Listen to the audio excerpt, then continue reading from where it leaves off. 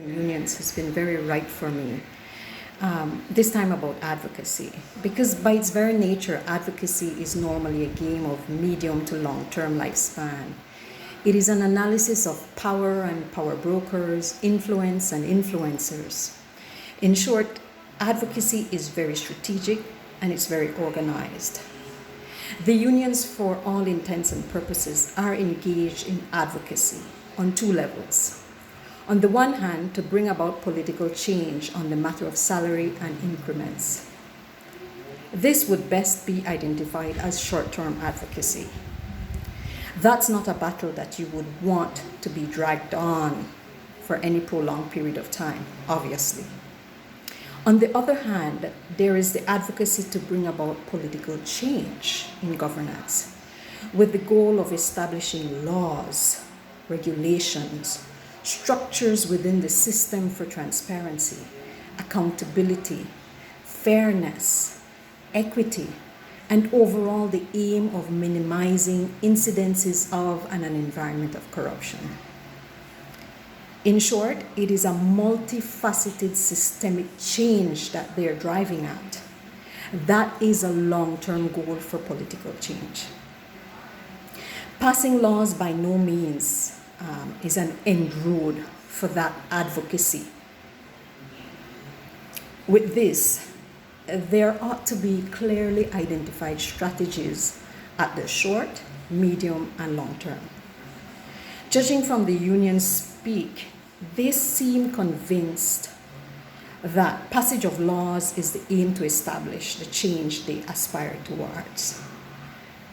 In my view, there is an awakening in that view. And I hope that they realize that, at least down the road, if not now. Success in this protracted advocacy that they're engaged on requires analysis of the system and audiences, perceptions and positions within, identification of strategies, messages per audience, roles of players and influencers, interrelations, and the interplay among those relations. It requires even analyzing your own team for strengths and skills, relationships, influences, and how to assign those roles. In short, it's not a task undertaken on a whim.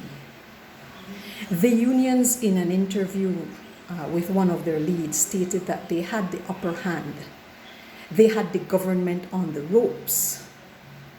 I don't see that.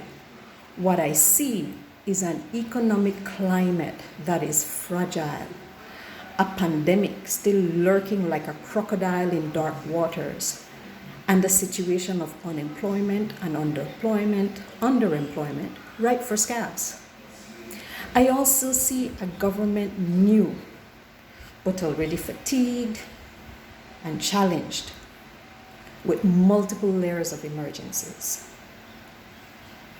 Any upper hand that the union may seem to think they have, or the other side, it's not owing to advocacy or strength in their strategy, but it's owing to fatigue, to inability on both sides to step back, strategize, the exigencies of time and economic and health emergencies that faces the government.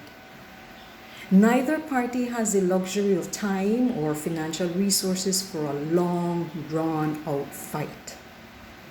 Advocacy is about negotiating, power brokering to realize a win-win. At this time, with so little time and resources, a tenuous climate economically, politically, and a dangerous, deadly pandemic still lurking, wins are few and far between. Advocacy and a protracted fight is expensive.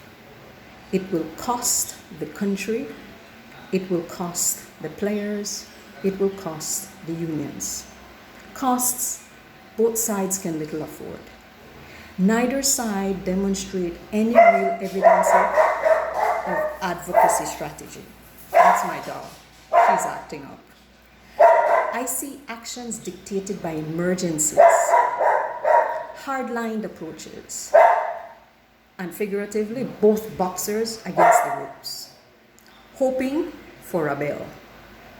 In this scenario, all beacons are lit, but there is no clear hope of allied help to come.